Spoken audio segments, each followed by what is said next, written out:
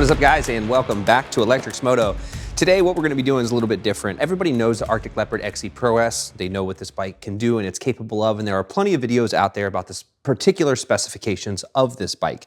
Today, what my plan is to tell you why we are going to be taking this bike to the next level. We're going to be choosing this as one of our shop bikes to build for 2026. And we're going to talk through some of the features that maybe are oftentimes overlooked, and I know they've been overlooked by me, give you guys some information about some products that are coming to market for this bike specifically, and try to get your head wrapped around why this bike could be one of the best bikes for 2026 and beyond.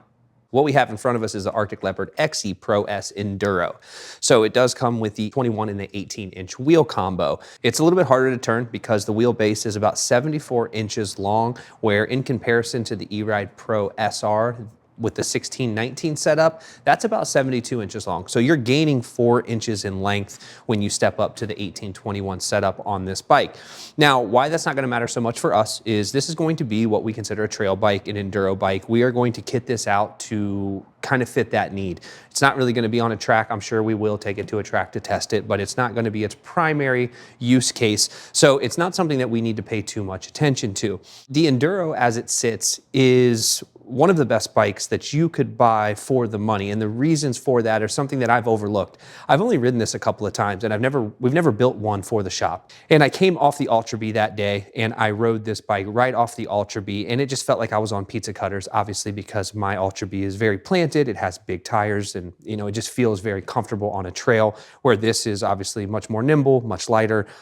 It just rides much differently. The seat height on this bike in comparison to my 2024 Ultra B, this is about 2 inches shorter. So this comes in at 34 inches to the middle of the seat, which is much taller than the eRide Pro products. So 34 inches, and where my Surround Ultra B, the way it's sitting with big fat tires and all of the 1821 setup, that is at 36 inches. So the reason that this started for us is I had these two bikes next to each other earlier in the week, and I was standing beside them both, and I'm like, that bike seems really big in comparison to a small frame bike like an eRide Pro 2.0, 3.0, or SR. So it kind of got my wheels spinning, and I've been talking to Nate a lot about it and about how we can maybe take this bike and make it the next best bike outside of the Surround Ultra B. And there are a few components that this bike has that other bikes do not have, and that's really what makes the difference. So difference maker number one for us is 20 kilowatts of power. It's not the 28 that the Ventus One Plus has. It's not the 25 that the eRide Pro SR has, but 20 kilowatts of power is really a sweet spot for these bikes, especially the small frame bikes. They're already kind of hard to control in certain scenarios.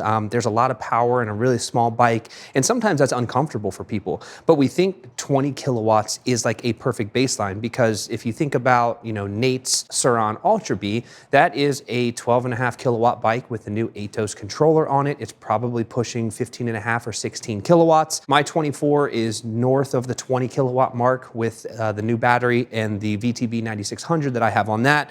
So having that 20 kilowatts of power already factory in the bike, we really think that's probably the sweet spot and where we want to be. Now, we probably won't use those modes too often up into the 20 kilowatt range, because the type of riding we intend to do with this, you really don't need that much power all the time, although it's nice to have on tap if you get yourself in a tough situation. The second most important thing about this bike, in our opinion, is a 55 amp hour battery.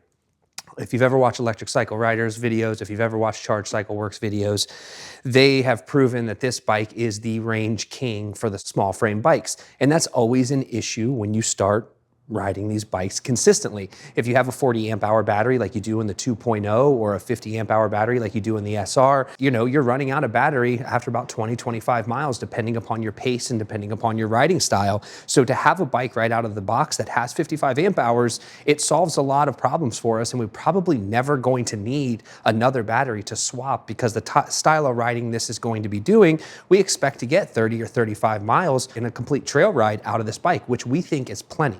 Another thing that caught my attention is the fact that this bike is direct drive. As we've been pushing the bikes harder, we've been racing them in indoor style tracks and then riding them on outdoor tracks, we have had belts break. And it's not every time we go out, it's not that consistent, but regardless, it's very annoying to have to change a belt.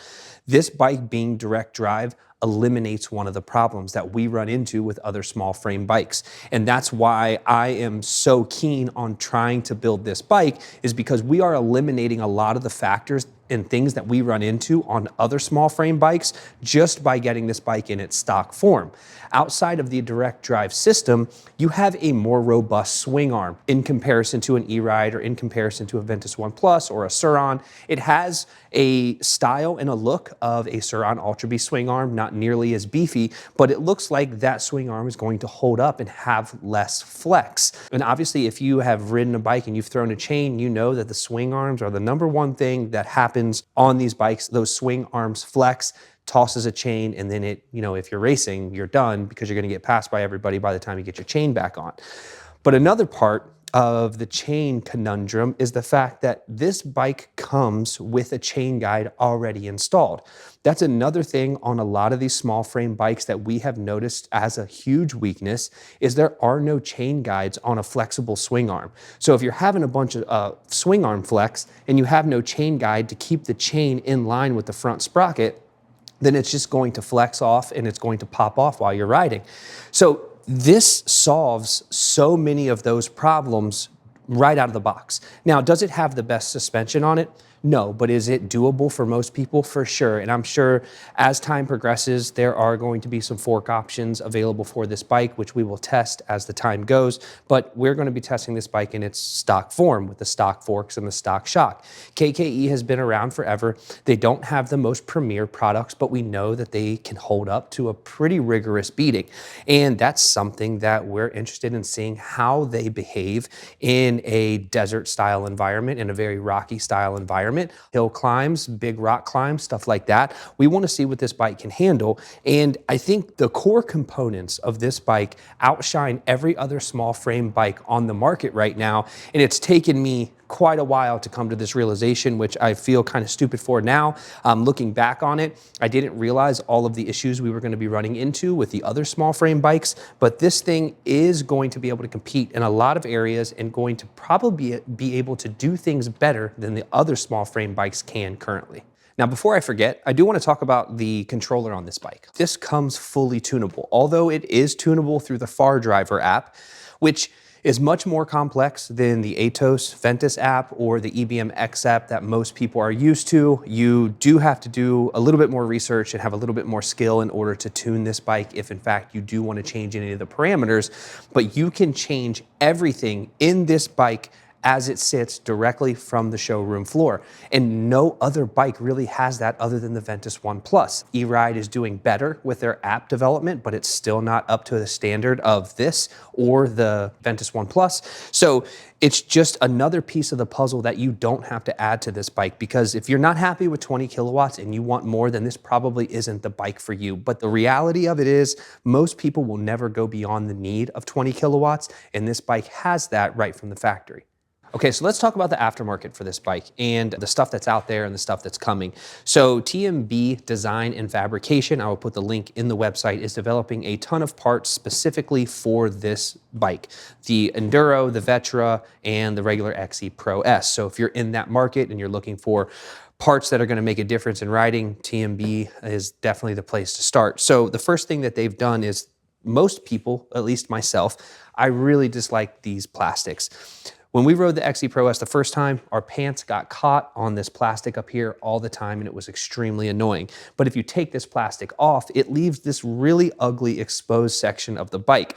TMB Design and Fabrication developed a piece that goes on the bottom here that not only provides you more under-seat storage, but it cleans up that ugliness on the side of the bike, something that you may be interested in. They've also developed front and rear wheel spacers that keep a lot more dirt, dust, and grime outside of your bearings. They are developing some drop brackets for this bike, which will allow you to lower your feet in the pegs a little bit more, make better connection with the bike. They're also working on a seat design and a whole host of other products specifically for this bike.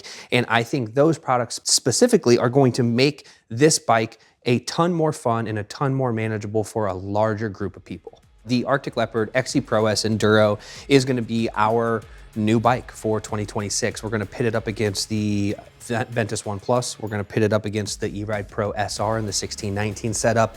And we're gonna ride trails, we're gonna ride tracks, and we're gonna see exactly how this bike can perform and how it holds up to the toughest conditions we could possibly throw at it. If you guys are looking for parts specifically for this bike, TMB Design and Fabrication, I'll put the link in the description. Thruxton is a great dude. He builds these parts made in America. He does it himself for the most part, and he is the one kind of spearheading and moving this current platform forward, and we're excited to be working with him on a lot of this stuff.